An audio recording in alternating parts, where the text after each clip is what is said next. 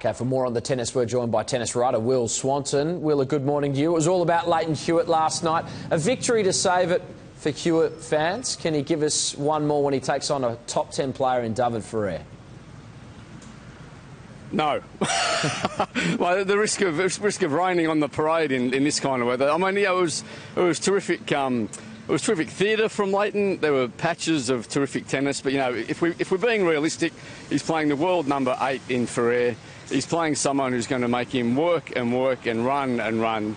And Lleyton's, look, for Lleyton's, you know, the mindset and the attitude, Lleyton would play for another 10 years if he could. The only thing that is stopping him continuing on the tour is that his body is just so run down it can barely take another step. We saw him walking through the corridors yesterday before his match last night, and he was kind of hobbling around, and that was hard work. So Ferrer, I mean, Ferrer is a seasoned pro. He's going to make Lleyton stay out there all day, all night, depending on the schedule.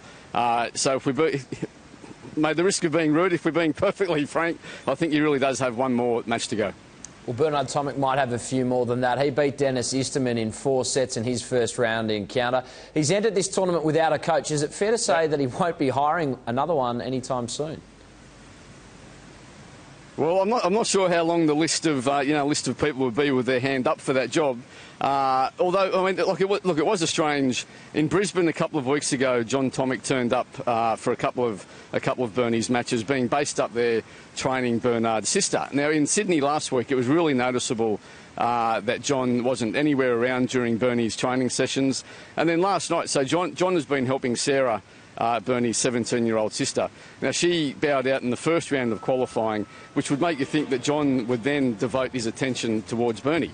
But in his practice session yesterday afternoon, there was no sign of John.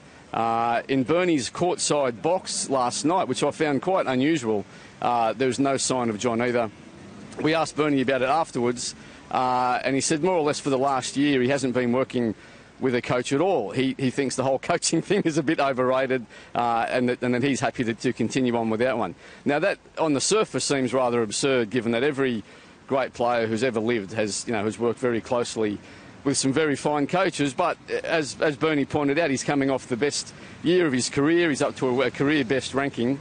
But you know, for the whole intriguing Bernie tale, I guess that adds another chapter. I guess if he feels that if it isn't broken, why would he try and fix it? Rafa Nadal was the big story internationally. Is it getting harder and harder to see him winning another Grand Slam title? Mate, it most definitely is. And you know, the poor bloke. Even though we're talking about a multi-millionaire, there's probably not much cause to feel sorry for him. But you know, for effort, there's no one there would barely be anyone on this tour who puts in more effort than Rafa. He had a pretty complicated last season, didn't go well. He didn't have an off season. He's the only player who didn't take a break. He's just so determined to get back up to that #1 ranking, to win slams again, to try and catch Roger's 17 slams. That he didn't have an off season at all. He just kind of ground his way through pounding balls all the way through December, when everyone else is having pretty much of a break, all geared up to trying to get the jump on everyone at the Aussie Open, when some players aren't that well prepared. So for him to come out and lose to another Spaniard, there was a time, mate, when Rafa would never lose to another Spaniard in a million years. So to go out in 5 sets, you know, his press conference, if you saw that yesterday afternoon, it was written all over his face how shattered he was. Some sweet revenge too for Verdasco after that 2009 semi-final defeat here at the Australian Open. Let's have a look at today's schedule. The big guns are on centre court. Australian Open titles galore between Sharapova, Serena, Novak and Federer. The night session on Margaret Court Arena sees Aussies Omar Jasika and Daria Gavrilova come up against a couple of top 10 seeds. While over at Hisense, Nick Kyrgios plays Uruguayan veteran Pablo Cuevas in the evening. Will, a big third round match with Thomas Berdych looms for Kyrgios if he can win that match. How important is it that he uses as little petrol as possible against Cuevas? Very, very. I mean, look, Nick's playing a 30-year-old who's kind of ranked in the 30s and 40s, so he's a good solid player. But I mean, Nick, it really stands out here, Patrick, especially on the outside courts when you see all these guys training near each other.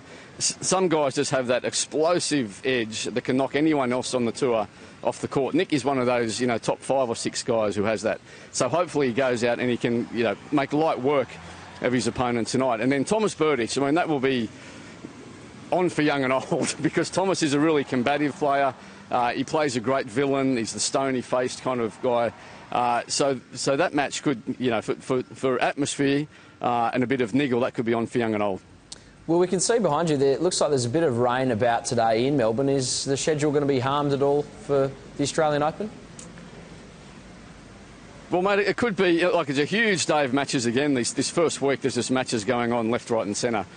So, mate, it's light drizzle at the moment. From what I could tell walking in, they've got the roof on Rod Laver Arena at the moment, so I assume they've got the roof on Hisense and on Margaret Court. So those 3 show courts, I mean, it's a fantastic thing to be able to get through the main schedule and the main players regardless of the weather.